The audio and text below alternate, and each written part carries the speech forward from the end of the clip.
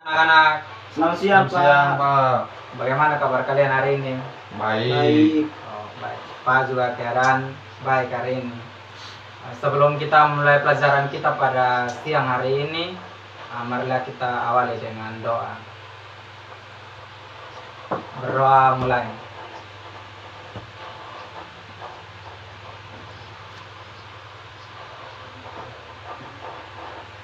Berdoa selesai. Apakah ada yang tidak masuk hari ini atau hadir semua? Hadir semua, Hadir semua, Pak. Pak. Semua, Pak. Baik. Pertemuan kita kali ini membawakan materi yaitu Kemaharajaan VOC. Sebelum masuk ke materi, Pak membacakan tujuan pembelajaran, yaitu yang pertama melalui penayangan gambar dan membaca buku siswa, peserta didik mampu menganalisis tujuan dan awal perkembangan VOC. Yang kedua, siswa mampu menganalisis kebijakan dan kesaliman VOC di Indonesia. Yang ketiga, siswa mampu menganalisis reaksi rakyat terhadap keserakahan dan kesaliman VOC.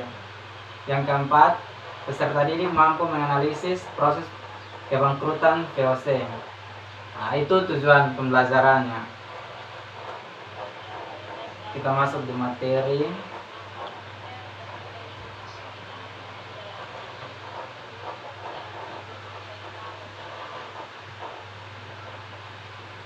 Baik, ada yang mungkin tahu apa itu VOC atau pernah membaca, mendengarkan apa itu VOC? Pernah VOC itu kongsi dagang. kongsi dagang. Kongsi dagang, ya betul. Dari Belanda. Ya.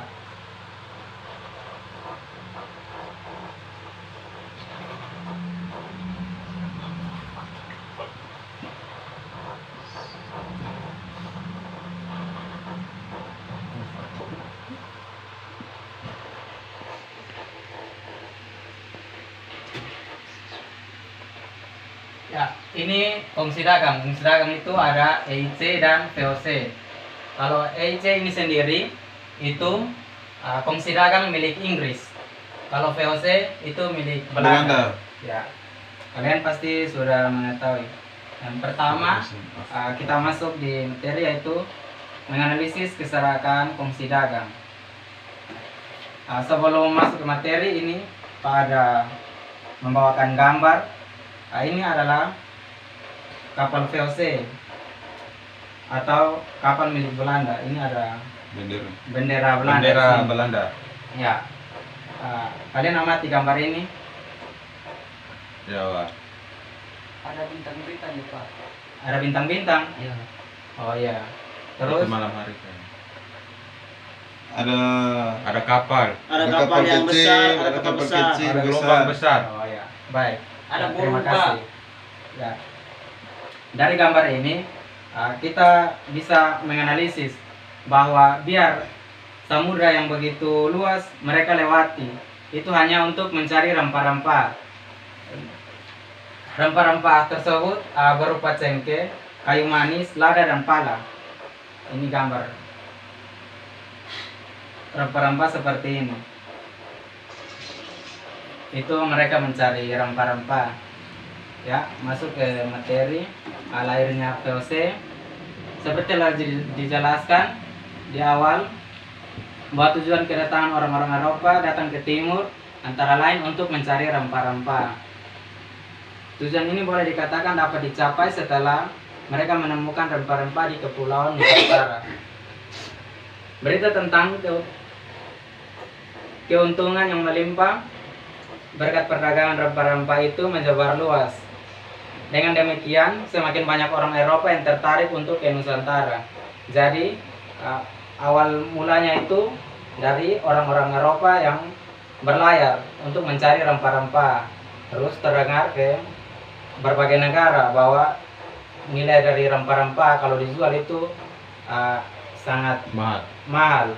Jadi mereka berlomba-lomba untuk mencari wilayah Nusantara atau wilayah penghasil rempah-rempah untuk mereka rekrut atau mereka ambil rempah-rempah untuk dijual. Para pedagang, perusahaan dagang seperti Portugis bersaing dengan para pedagang Belanda sebaliknya para pedagang Spanyol bersaing dengan para pedagang Inggris. VOC dipilih sebuah dewan beranggota 17 orang atau biasa disebut itu pakai bahasa Belanda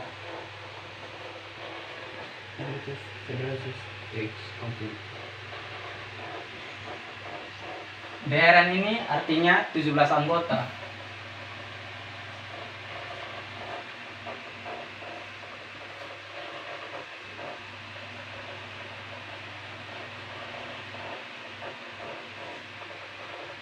Dewan artinya 17 anggota dewan.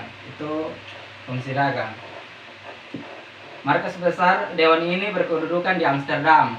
Kalian pasti tahu toh, Amsterdam itu di bagian mana? Dalam menjalankan tugas, VOC ini memiliki beberapa hak, antara lain yang pertama itu melakukan monopoli perdagangan di wilayah antara Tanjung Harapan sampai Selat Magelhans, termasuk Kepulauan Nusantara. Itu mereka berlayar itu mencari rempah-rempah, itu daerah jajahan sampai termasuk Nusantara. Yang kedua itu membentuk angkatan perang tersendiri. Tujuan mereka membentuk angkatan perang tersendiri supaya mereka dapat menguasai suatu wilayah yang memiliki rempah-rempah yang begitu banyak. Yang ketiga, melakukan peperangan. Dari poin kedua itu membentuk angkatan perang. Yang ketiga pasti melakukan peperangan. Melakukan peperangan di sini antara lain itu ketika mereka menjajah suatu daerah dan terjadi pemberontakan dari rakyat setempat, itu mereka melakukan peperangan untuk menduduki daerah tersebut. Yang keempat, mengadakan perjanjian dengan raja-raja setempat. Ya, mengadakan perjanjian ini seperti kalian pernah dengar politik divide et impera atau politik adu domba. Pernah, Bapak? Ya, itu mereka melakukan perjanjian dengan raja-raja dan membuat politik adu domba supaya terjadilah peperangan antara raja setempat dengan orang-orang atau dengan raja yang lain. Yang berikut mencetak dan mengeluarkan mata uang sendiri atau uang VOC. Itu ada lambang, dalam logamnya itu ada lambang VOC. Itu yang berikut mengangkat pegawai sendiri. Dan yang berikut memerintah di negeri jajahan. Ya, itu sudah pasti. Kalau mereka menduduki suatu wilayah, pasti mereka akan memerintah di negeri jajahan.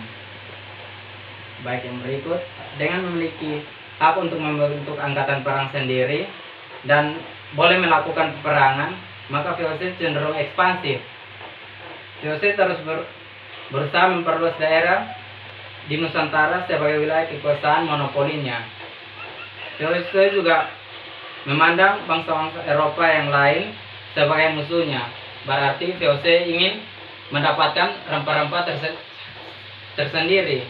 Dia itu tidak mau bangsa lain seperti Portugis dan Spanyol itu mengambil rempah-rempah kecuali VOC. Lanjut. Mengawali ekspansinya tahun 1605, VOC telah berhasil mengusir Portugis dari Ambon. Benteng pertahanan Portugis di Ambon dapat diduduki tentara VOC. Benteng tersebut diberi nama Benteng Victoria. Perkembangan awal VOC juga seperti candi.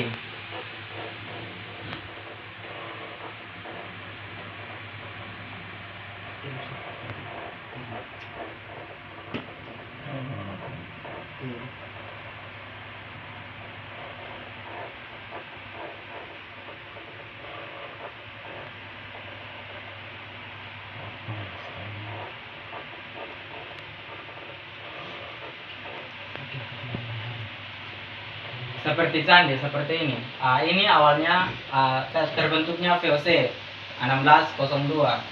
Seiring berjalannya waktu, pada abad ke-17 sampai 18 itu berada di titik puncak atau puncak kejayaan dari VOC. Itu mereka memperluas daerah kekuasaan dan dan menduduki daerah-daerah di sekitar Jawa. Pada tanggal 31 Desember itu VOC dibubarkan. Karena pasti kalian tahu dibubarkannya VOC itu karena terjadinya korupsi yang besar-besaran dari para pegawai VOC. Pekerja. Korupsi. Yang pada abad ke-17 sampai 18 itu VOC semakin merajalela. Pada tahun 1614 Peter Both, nah ini gambarnya seperti ini. Ini Peter Both. Mungkin kalian pernah membaca atau melihat gambar. Pada tahun 1614 itu dia digantikan oleh Gubernur Jenderal Gerard Racing. Ini masa jabatannya dari 1614 sampai 1615. Baru berjalan 1 tahun, ia digantikan lagi dengan Jenderal Lawrence Reed pada tahun 1615 sampai 1619. Pada tahun itu juga berhasil membangun gedung Mauritius di tepi Sungai Ciliwung.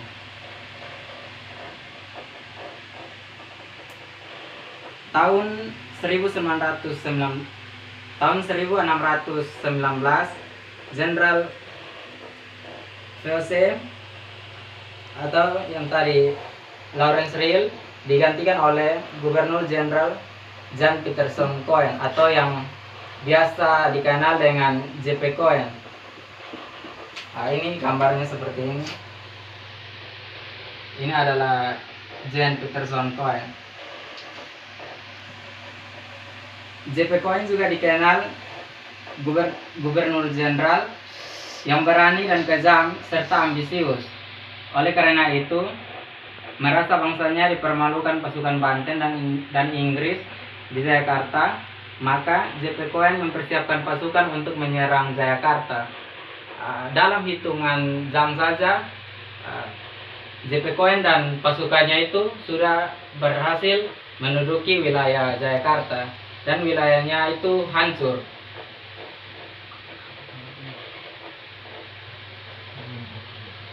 Kota Jayakarta kemudian dibungkuskan oleh JP Cohen pada tanggal 30 Mei 1619. Di atas puing-puing kota Jayakarta itulah dibangun kota baru yang kita kenal dengan nama Batavia.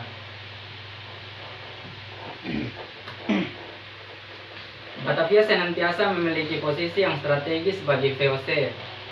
Semua kebijakan dan tindakan VOC di kawasan Asia itu dikenal dari markas besar VOC di Batavia. Artinya VOC itu membuat tempat di Batavia itu sebagai titik strategis.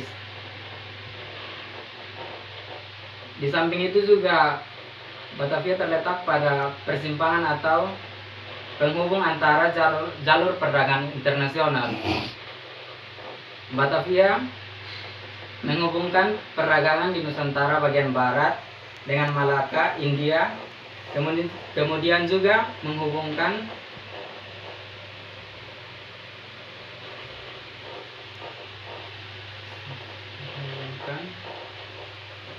dengan Nusantara di bagian timur.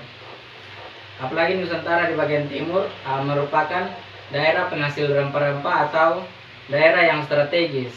Maka posisi Batavia yang berada di tengah-tengah itu menjadi semakin strategis dan perdagangan rempah-rempah. Berikut, VOC semakin serakah dan bernafsu untuk menguasai Nusantara. Artinya mereka terus berusaha untuk menduduki banyak daerah-daerah yang menghasilkan rempah-rempah yang begitu banyak. Dia bernafsu sekali untuk mendapatkan rempah-rempah sebagai miliknya sendiri. tindakan intervensi politik terhadap kerajaan-kerajaan di Nusantara dan pemaksaan monopoli. Perdagangan terus dilakukan. Politik divide et impera yang tadi sudah dijelaskan atau politik adu domba itu, dan berbagai tipu daya juga dilaksanakan demi mendapatkan kekuasaan dan keuntungan sebesar-besarnya. Berikut pengaruh dan kekuasaan VOC itu semakin meluas karena banyak daerah-daerah yang diduduki oleh VOC. Untuk memperkuat kebijakan monopoli ini, setiap daerah yang dipandang strategis, armada VOC diperkuat. Artinya mereka tidak mau daerah lain atau bangsa Eropa seperti Portugis dan Belanda itu menduduki daerah tersebut. Jadi mereka menganggap daerah yang strategis itu mereka memperkuat armada perang di sekitar daerah tersebut. Benteng-benteng pertahanan dibangun. Sebagai contoh, Benteng Dorset dibangun di Saparua, Benteng Nassau di Banda, di Ambon sudah ada Benteng Victoria yang awal perebutan VOC di Ambon itu mereka mengganti nama dengan Benteng Victoria. Terus Benteng Oranye di Ternate dan Benteng Rotterdam di Makassar. Itu benteng-benteng yang dibangun sebagai daerah yang strategis. Kita masuk ke berikut. VOC menuju kebangkrutan. Itu pada tahun 31 Desember itu kan sudah bubar. Ini jalannya bagaimana VOC menuju kebangkrutan. Pada abad ke-17 hingga abad ke-18, VOC mengalami puncak kejayaan. Penguasaan kerajaan-kerajaan lokal berhasil diungguli. Kerajaan-kerajaan itu sudah menjadi bawaan dan pelayan kepentingan VOC karena mereka sudah membuat perjanjian dengan raja-raja setempat. Jalur perdagangan yang dikendalikan VOC menyebar luas, membentang dari Amsterdam, Tanjung Harapan, India sampai Iran atau Papua. Keuntungan perdagangan rempah-rempah juga melimpah. Namun di balik itu ada persoalan-persoalan yang bermunculan. Semakin banyak daerah yang dikuasai ternyata membuat pegawai dari VOC itu semakin serakah.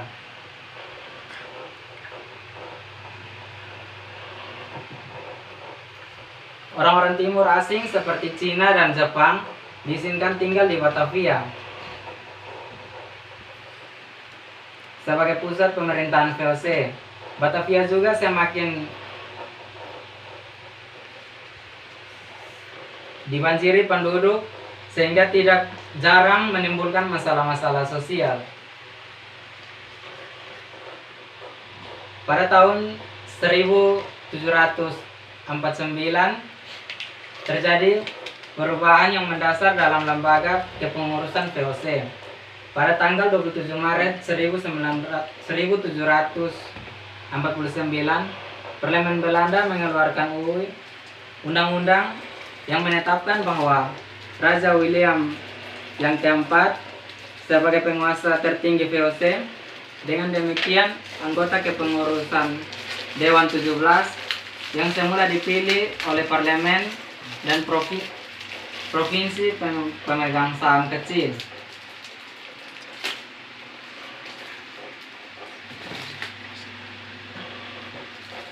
Dengan demikian, VOC berada di bawah kekuasaan raja. Pengurusan VOC mulai akrab dengan pemerintahan Belanda. Kepentingan pemegang saham menjadi terabaikan. Kepengurusan tidak lagi berpikir memajukan usaha perdagangannya, tetapi berpikir untuk memperkaya diri. Mereka tidak mengurus bagian dari kepengurusan tersebut, tapi mereka ingin memperkaya diri atau melakukan korupsi.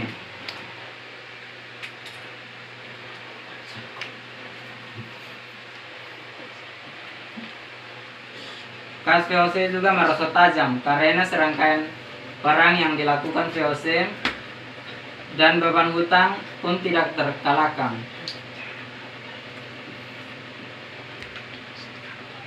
Kepada Dewan Hindia Belanda serta istri dan anak-anaknya, misalnya, semua orang harus turun dari kendaraan bila berpapasan dengan para pejabat tinggi tersebut. Warga keturunan Eropa harus menunduk kepala dan warga bukan Eropa harus menyembah. Artinya kita warga pribumi itu harus menyembah orang-orang dari luar seperti orang-orang Belanda. Amerika tidak ada. Yang datang itu hanya VOC. orang-orang seperti itu nanti kerasa. Ordonasi ini mengatur Tidak tentang berkas. Kapan sih itu? Pos tahan.